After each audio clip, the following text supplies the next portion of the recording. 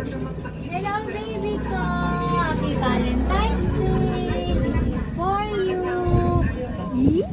Happy Valentine's Day sa baby kong maganda! Ito pa! Oh, get! Kaya tinanong namin ang ilan natin mga kapuso.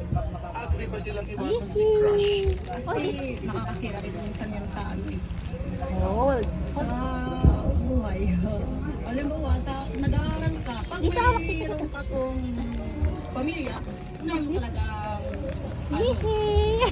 oh yes, Ito, oh. Isa lang. Happy Valentine's, baby Ikaw ko! ay in a relationship, pero meron din daw ngayon tinatawag Love na you. situationship. Relasyong We love you. higit sa magkaibigan Ito. at may tuturing na romantic o sexual, pero casual lamang at walang commitment. Kung Flower, sa oh. relationship status, it's complicated. Flower for you, baby flower! Distraction, Yee! kanina sa diskarte. Depends naman po siguro kung nasa tama yung paghanga. Eh, kung Tama isa kasi mo. yung iba, gusto nila alam ko eh. Kaya pwede ko lang po dito pa. Eh, gusto niya. Meron po. May pambili ng bigas, meron na. Totoo. Meron na po.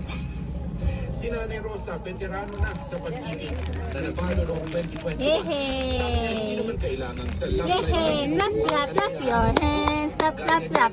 Clap your hands. Clap. Regine, clap your hands. Clap, clap, clap. Clap your hands. Clap, clap, clap. Yay! Dami naman.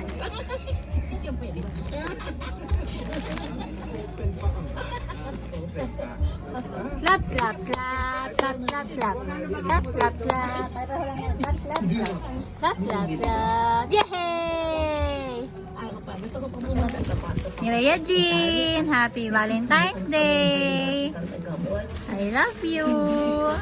I love you, baby.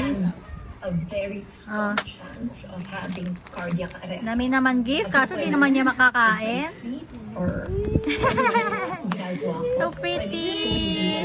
So pretty. muli nagpasalamat si Chris sa lahat ng taong nagdadasal at patuloy na sumusuporta sa kanya. alam ko na Yee! Oh, ayan na yung gift ko na pwede mong kainin. Yee! Kinikilig. Kinikilig. Oh, ayan na. Ayan yung gift ko sa'yo, ah. Ayan, pwede mong kainin. Happy Valentine's sa baby ko na yan. Siyempre, hindi pwedeng walang food yung baby na yan. Love na love yan ng mami, eh. O, yan. Pwede mo yan kainin, ha? Yan ang para sa'yo talaga. Ano po? Happy yan? Happy ka? Ha? Happy ka? Yee! Love you! Baby, you are my light， 你点亮我的爱 ，Forever shine， 命中注定的安排，我明白。第一次见面，你的开场白，没有彩排，但却意外可爱。晚风吹过来，雾气散开。